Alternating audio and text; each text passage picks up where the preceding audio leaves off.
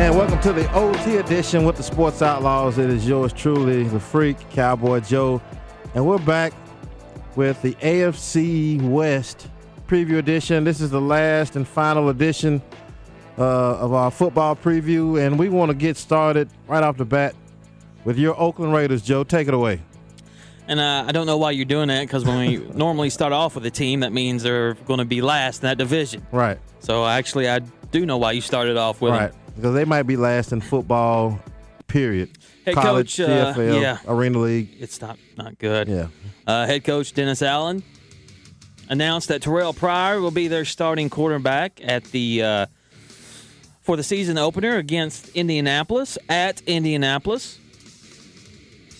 And, when you look at what Matt Flynn has done in the preseason, it hasn't been great. Right. It hasn't been good at all. Maybe you can blame some of that on the offensive line, which is also terrible. Right. Or maybe you can blame some of it on Matt Flynn. But, really, when you look at their options at quarterback, there's not many good ones. Well, when you're rebuilding and you don't have a lot of talent, the talent you do have on hand, you got to let them play. Because, like I said, they're rebuilding. The Raiders have a lot of dead cap money. They can't spend anything to bring in free agents. They used their first-round draft pick, which was a head-scratch on a cornerback from Houston that almost passed away on the field. And this is a guy they drafted with the 7th pick in the draft. So, it's kind of shady. A.J. Hayden is who you're talking about. Right. It's kind of shady. So I say give Terrell Pryor a shot. Hopefully. And they cut Tyler Wilson, their draft pick out of fourth-round Arkansas. Pick out of Arkansas, who a lot of people were thinking maybe could challenge for the starting job. I was one of those guys. I thought he would take that position sooner or later. He lost his job to an undrafted free agent out of Penn State, Mike McGloin or something or the other like that. But these are bad times for the Oakland Raiders, and they have been for long time. Yeah, at least 10 Since years. Rich Gannon and John Gruden left. Yeah. So. It's not much positive to say about the Raiders other than Terrell Pryor will get a chance. And if I was Dennis Allen, I'd let him run it the whole year. I would run that read option. He's got the skills to do that. Yeah, this kid will have over 1,000 yards rushing if it was up to me. With probably 300 yards passing. Right. But, you got to play to your strengths, and his strength is not passing the football. It wasn't like that at Ohio State.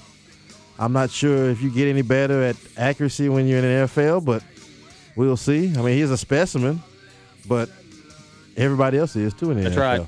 And if there is one bright spot for the Oakland Raiders, it's at the running back position with Darren McFadden. If this guy was on a decent team, you're talking about a Pro Bowler every year. Well, he can help. He can help Oakland. He can be one of those 80s or 90s types back where he's going to carry the ball 350 times a year.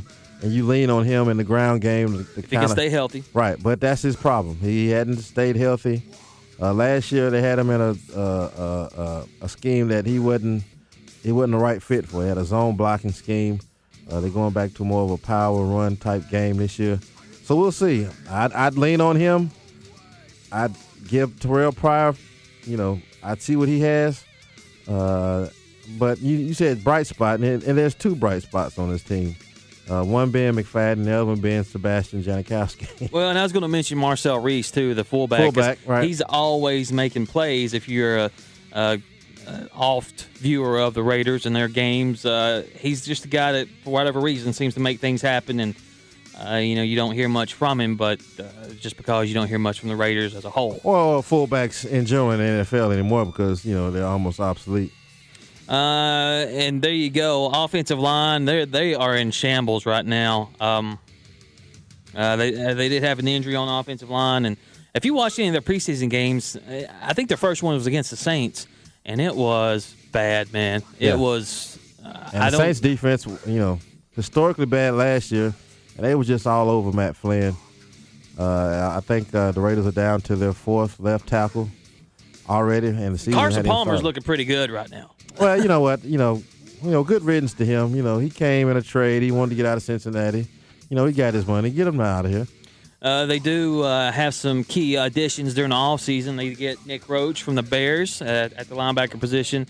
They also bring in cornerback Tracy Porter from the Broncos, who hasn't looked that great in the preseason. And, of course, we just talked about Matt Flynn and the acquisition of of his contract. And a favorite of the Raiders is back. Charles Woodson is back. He's going to be playing safety, but how much does he have left? He's 36. Right, and he's coming off, 2 collarbone injuries. So not a lot of positive things to say about the Raiders on defense. They got rid of Michael Huff. It's just, but you said, Sebastian Janikowski is probably their best player. Yeah, Shane Leckler's still there. McFadden. Shane Leckler's still there, the punter. No, he's gone. See, well, Shane Leckler is gone. He is now a Houston Texan. Well, there you go. So McFadden, Reese, Janikowski, and maybe let's see what Terrell does. He's been in the league now. This is his 3rd year, if I'm not mistaken. Let's see if he's learned anything. He's going to have to put his athleticism to use. I don't see the Raiders winning any more than 2 or 3 games at the most. 4 maybe. Yeah. That's a good season, in my opinion, and it hurts as a Raider fan. Silver and black down, but we'll be back. We'll be just winning, baby. Maybe in 2020, somewhere around there. Yeah, 2020. What? Our next team that we'll take a look at is the San Diego Chargers. Of course, quarterback Phillip Rivers. He has the talent, but for what he seems to turn the ball over way too much. Well, this is a team. Of course, they have a new head coach in Mike McCoy. North Turner was fired. After. The Chargers had some pretty decent teams. They never got over the hump. And Phillip Rivers has been there for quite a while now. And the offense is all on him because Ryan Matthews has done nothing as a running back. He was drafted pretty high in the 1st round a couple of years back. He can't stay healthy, and when he is healthy, he fumbles the football. So this is a Phillip Rivers offense. Mike McCoy wants to implement some West Coast type things to get Phillip Rivers to get the ball out of his hands a little bit quicker. Get his completion percentage up, but you still got Antonio Gates. He's a big weapon at tight end. One of the better tight ends in the league. Right, but a lot of question marks. Outside of Phillip Rivers and Antonio Gates, there's a lot of question marks on this team. Well, in order to help Phillip Rivers on in the draft, the Chargers' first pick at number 11 was DJ Fluker, offensive tackle from Alabama. And they also bring in Danny Woodhead from the Patriots. Say what you will about Mr. Woodhead, but I like Danny Woodhead. He's a baller. Yeah. He's a player. He's a scrapper. He's what you call a football player. He can do a lot of things. He can do a lot of things well. Return kicks, a good 3rd down back, catching passes out of the backfield. A situational runner. But I don't know. This team, I want to go as far as Phillip Rivers will take them. Their first pick in the 2nd round, I think, Mr. Catfish. Mr. Catfish, Mr. Ghost Man or Ghost right. Lady. Yeah. In this case, Manti Te'o. So he's been brought in to kind of shore up the defense there. I'm not really optimistic about anything that San Diego is doing. New head coach, new GM. It's a new regime there. It wouldn't surprise me to see a complete makeover after next year, maybe with Rivers being gone. And maybe their breakout guy is Vincent Brown, wide receiver who led them or was 2nd in receiving for them. Numbers weren't that great, but they expect big things from him this year. And then also to help on that offensive line, they brought in King Dunlap from the Eagles at offensive tackle. So trying to improve that offensive line, and we all know that's where it starts. Yeah, they need to give Rivers a little bit more time. Like I said, but he's got to get the ball out quicker, too. He can't just sit back there and just hold on to the ball and try to, make big plays. Sometimes you got to check it down and just get it out of your hands. And total defense, they were ranked 9th in the league last year. So surprising. I know it really jumped out at me when I took a look at that. But, just offensively, if they can get some things together, Phillip Rivers, get him protected and have him reduce his turnovers, then they'll be fine. Well, I think they would want to lean a little bit more on the running game, so Phillip Rivers, it's not all on his shoulders. As we're talking defensively, 9th in the league, they have an all-pro safety in Eric Weddle. Quentin Jammer is gone. He's been there for forever. As we mentioned, Manti Te'o. And Dwight Freeney, free agent pickup. In the 3-4 defense, that's not really his thing. He did it with Indianapolis last year. Only had 5 sacks. He's starting to age a little bit. But I think that, I know at his age, he wants to get paid. He's still a premier pass rusher, a guy you can bring in situationally. But as a 3-4 outside linebacker, I'm not sure that's a good fit. And let's move on to the Denver Broncos' main competition in the AFC West, and that would be the Kansas City Chiefs. New coach in Andy Reid. Right. New quarterback in Alex Smith. Right. Now, it's surprising that you would say that that's their main competition, considering that they went 2-14 last year. But they did have 6 Pro Bowls on that team, which is amazing. It goes to show you they just weren't coached up right. No. I mean, Romeo Crennel, he's a good – it's a story of a lot of, Bill Belichick's assistants. Very good assistant coaches, not very good head coaches. Yeah, so, good coordinators, but not so much at the head coach position. So, like you said, Alex Smith, this is a guy who maybe can be a trigger man for Andy Reid's version of the West Coast offense. Maybe he's finally found a home. I don't know. We'll have to see. But the big threat on offense over there is Jamal Charles. Absolutely. I mean, this guy over 1,500 yards rushing and not a ton of carries. So. Also throw in Dexter McCluster, a guy who can do a little bit of everything. Still waiting for him to have a breakout year. He's a guy, in that do everything mode, kind of like a Percy Harvin type, Reggie Bush type, poor man's, of course, who can do a lot of things, but he hadn't really broken out yet. Maybe he will with this offense. Wide receivers, Dwayne Bowe, of course, the number one guy there. He's been the number one for quite a while, and like we could say about a lot of guys, like I was talking about Denarius Moore earlier in the Sports Outlaws, or maybe it was off the air, but he's a guy that could be really good if he has a consistent quarterback. And Dwayne Bowe, he's been good regardless. Right. But maybe Alex Smith can put him to that next level. I think Alex Smith and Dwayne Bowe, I believe he'll be able to take his game to the next level because he's going to have a steady quarterback, an intelligent quarterback. The last couple of years with Jim Harbaugh, Alex Smith was not great, but he was a damn good quarterback. He got Wally pipped in San Francisco, but he was having a hell of a year. So I think that, and Andy Reid, he's a quarterback's coach. He's a quarterback's coach.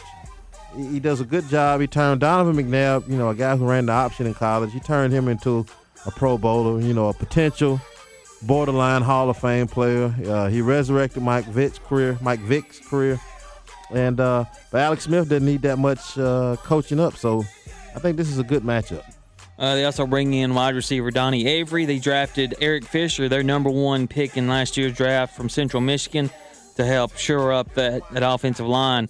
So Alex Smith is getting some help along with all the weapons we just mentioned, and also Tyler Bray. You mentioned Andy Reid being a quarterback's coach, still on the roster, and we'll see what he has. Well, Tyler Bray, commits to his craft and, watches film and all of whatever it takes to be a quarterback, when you're not getting reps and stuff like that in practice, whatever you have to do to maintain it or improve your skill level, this is the right team to do it with. Last year, Kansas City defense, 27th against the rush, but 12th against the pass.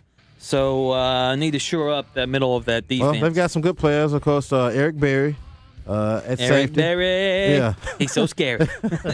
Swiper boy. Yeah. Tamba Ali at outside linebacker position. Derek Johnson at the inside linebacker position. They have a lot of good players there. Sean Smith, if I'm not mistaken, at corner. So drafted Nico Johnson from Alabama. Right. Maybe he plays a part. This is not like how you've seen the Chiefs before because, for the last 25, 30 years, the Chiefs have been a defense-first team and running the ball, especially with Schottenheimer and the guys that came after him. But Andy Reid, we know he loves to throw the football. He's got a 60-40 ratio of passes to run. So the ball is going to be in the air. Jamal Charles is probably going to be Marshall Faulk 2.0. He's going to be catching a lot of things out of the backfield. I think Kansas City has a shot to make the playoffs as a wild card team. Okay, so 2-14 last year. Your record I'm prediction looking at for this year. 9-7. Are you? Yeah. I think Andy Reid is that good of a coach. I think Andy Reid is one of the best coaches in the NFL. I think they got a steal with this guy. Okay, we will see. I do like the Chiefs. It's another one of those teams, along with the Washington Redskins, because I love RG3. I'm interested in seeing the Chiefs play, the Eagles play, and there's a handful of teams out there that have made some changes, and you just want to see what they've got for this year. So that leaves us the number 1 team. No need to rank this division. Right. I think we just went in the order in which we expect them to finish. Right. So number 1 being the Denver Broncos, and they started off pretty well Thursday night against the Ravens. Yeah, kind of disappointing for me being a Baltimore fan. Peyton Manning, 7 touchdowns, no interceptions. The first quarterback to do that since Y.A. Tittle. And you got to go back a long, long way. I don't even know if there's leather helmet day. Yeah, I think it's before that. Yeah, I don't even know if they had face masks. But this offense, they got the best skill position group in terms of wide receivers in the league. You're looking at Demaryius Thomas, Eric Decker, Wes Welker, and on Thursday night they had Julius Thomas. Yeah, Julius Thomas comes out of he Portland was a former State or something. Portland basketball, State, yeah. Former basketball player. And by the way, did you see the hit he put on T Sizzle? Terrell Suggs? I did not. Decleated him. Really? It was on the line of scrimmage, and it was kind of, obviously Terrell Suggs wasn't concentrating on him. Right. But I don't care. Right. If you hit him and knock him to his butt, you've done something. That's right. And so, but the thing about this team, and I've said this about Peyton since his NFL career started, Peyton is probably the best regular season quarterback that we've ever seen. We know he's meticulous in his preparation. He knows the game plan. He knows what the defense is going to do. He's got the right call every time, but it seems when the stakes are higher, the teams are better, maybe the coaching is a little better, the players are better, he kind of, folds a little bit. Now, last year in the playoffs against the Ravens, of course, Baltimore got lucky with, the big touchdown pass to send the game in overtime. But that was lucky. Yeah. I mean, they were lucky. Ain't no doubt about it. They should have won that game. But in overtime, Peyton throws a pick. Mm-hmm. And, if you look at his playoff record, I think it's a losing record. Yeah, he has a losing record in the playoffs with some pretty good offenses. Now, of course, his Colts teams weren't world beaters by any stretch on defense, but, Peyton, is supposed to be a mastermind. So, regular season, they're going to be fine. 13-3, 12-4, they're going to be fine.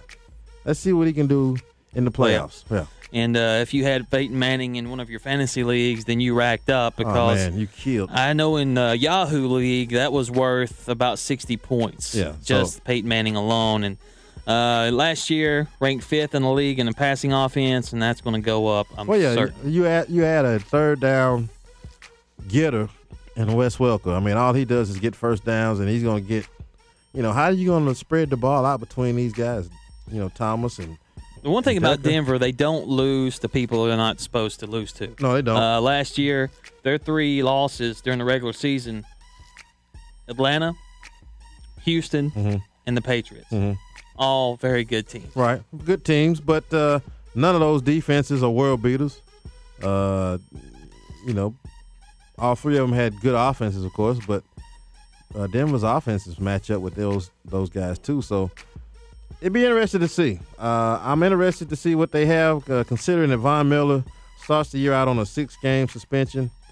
They lose Elvis Dumerville, in a fax machine snafu to the Ravens. Champ Bailey, who got torched in that game against Baltimore, is a year older. So we'll see what they have on defense. We'll have to see, because that's going to be the key. This is kind of setting up like Peyton's Colts teams. He has to outscore everybody. You got Von Miller coming back in 5 games. Derek Wolfe, defensive end, looked pretty good against Baltimore on Thursday night. Lots of in running back position too. Sean Moreno did a quality job against Baltimore, and Monte Ball. What's he going to do? I think sooner or later he's going to take over that starting position just because he needs some time to learn that offense. Oh yeah, he's a rookie coming in, and his main priority, number 1, is pass protection, because he won't be out on the field if he's not going to pick up, Peyton's blind side, or, pick up a linebacker that's blitzing. So they'll probably go with Moreno a little bit more than him at first, but I think as the season goes on, you'll see Monte Ball getting the bulk of the workload. So there you go. I think we went in order in which we predict them to go in the AFC West. Raiders last, Chargers 3rd, Chiefs 2nd, and the Broncos 1st. So now that we've done the NFL preview, I don't think we've done this yet. So now, Super Bowl picks. Who you got? Who do I have? I'll put him on the spot. Well, Well, I tell you, as you're thinking about your Super Bowl picks, I'll give you my okay. NFC. Okay, go ahead. Well, no, you go ahead. All right. In the AFC, coming out of the AFC, as a surprise, I got the Houston Texans. I think it's time for them to. I think this is the time. Matt Schaub is a very good quarterback, not what we would call elite, but Andre Johnson, that defense with Wade Phillips calling it, very aggressive, very good. Arian Foster, he stays healthy. You're looking at another 1,500-yard year from him. Andre Johnson, I think they have the talent. I believe they get to the Super Bowl and they will face 49ers.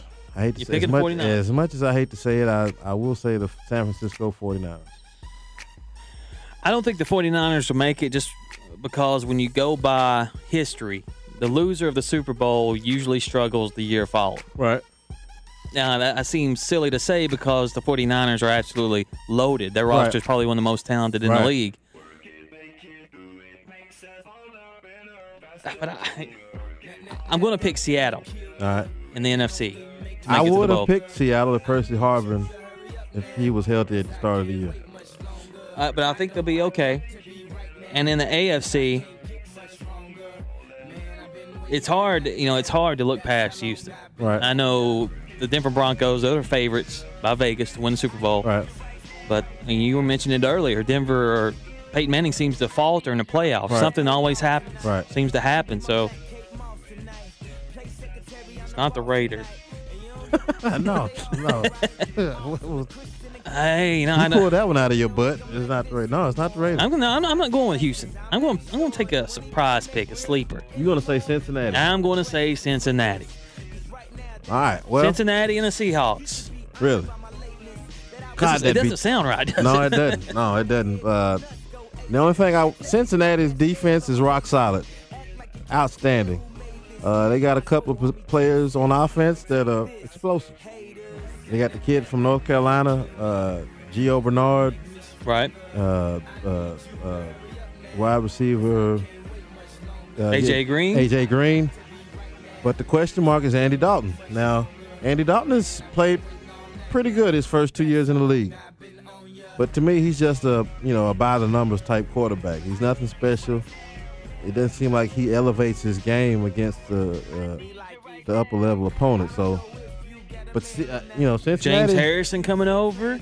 I don't think he has anything left. Oh, my boy's got plenty left. I mean, I think he'll have more of an influence in the locker room and the toughness of that team than anything he'll do out on the field. Because if he had anything left, Pittsburgh wouldn't have let him go. You don't let go of a pass rushing outside linebacker in a 3-4 defense. What about the law firm of Ben Jarvis, Green Ellis? Well, he's going to split carries with Bernard. So, they'll do their thing. But the defense is where Cincinnati is going to be strong. Can Andy Dalton raise to that next level? And we're not talking about elite, but we're talking about, the level after that. Can he beat good teams? Well, that's the question with Houston, too. Can they take that jump? Well, I think they can. I think they have more weapons on offense. They're more explosive. That scheme is a little bit better suited to do that. They rack up yards and points. Okay, so I picked Seattle and Cincinnati to play for it all. You pick Houston and the 49ers. Houston and the 49ers. So, who has the best roster? The best roster in each league? The most talented team in the NFL is either Seattle or San Francisco. From 1 to 53. I'm going with the 49ers because when you look at what they have on the offensive side of the ball, and then when you look at that defense, you can't try to find me a weakness there. Well, Alden Smith, Justin Smith. Well, let's look at Seattle. Bruce Averill when he comes back off suspension. Chris Clemens. I love him. And the secondary, I mean, Richard Earl Sherman. Thomas, Sherman, Browder, Cam Chancellor, Bobby Wagner at linebacker. I mean, they're just as deep and as talented. And then you got Marshawn Lynch, Russell Golden Wilson. Tate. Yeah. Not that Golden Tate's an explosive guy, but he racked up a lot of yards. Right. Russell LaCoon at left tackle. I mean, they're evenly matched. Percy Harvin is the X factor. If he comes back this year and he stays healthy and he can do something, then I think it switches over to Seattle. But until then, I would say San Francisco. I would say Seattle's roster. That's tough, man. It's like trying to pick your favorite kid. You don't want to do that. So 1A, 1B, right? Seattle and 49ers. It's like big boobs or big butt. Like you can't lose. I know it. I'm winning. You can't either lose. way. Yes, and yes. Yeah. So, but those two teams, and it was just a couple of years ago that the NFC West was the worst division in football. You bring in some good coaches and good GMs, Jeff Fisher, Pete Carroll, Jim Harbaugh. They've stepped their level up. So I am so looking forward to the NFL this year. As we mentioned, you're 60-40 pro college. I'm 85-15. Hell, I'm 90-10. I think I'm moved up. I think I moved up to 70-30. I just like the way the game is played. I like the strategy of it. Anybody can lose on any Sunday. Of course, that's cliche, but it's real. It's really true in the NFL. Yeah, I mean, Denver could lose to the Cleveland Browns. Right, and still probably won't happen, but it could happen. Yeah, and still end up winning a Super Bowl. So there you go. There's our look at the AFC West. Our next OT edition, I'm not sure what it's going to be or when it's going to be. Well, no, we don't. The next time we do one, we'll have to catch up on some entertainment type stuff because we haven't delved into that. We got to talk, Lamar Odom and Kanye West and all this other kind of stuff. So whenever we do get around to doing another one, which might be next week or it might be 2 months from now, we got to delve into that. Yeah, maybe some video OT coming your way. We'll work on that. Oh, yeah. Got to see the freak. That's right. You got to see my pretty mug. Yeah. Hey, Mug. Talk Radio 102.3. Thank you for joining us on this OT edition, taking a look at the AFC West. Both of our picks being the Broncos to take that division rather easily. Yeah. Coming back with more. Saturdays at 1 p.m. It's the Sports Outlaws. Join us every Saturday, and let's just talk some football. That's right. Let's hang out. Shoot the breeze. Shoot the mug. Yeah, I don't know what. Mug doesn't work there. No, mug doesn't work out. I wanted to say something else, but I couldn't say something else. So chew the fat. That's right. Yeah. Join us next time, 1 p.m. Talk Radio 102.3. Sports Outlaws. Later. Peace.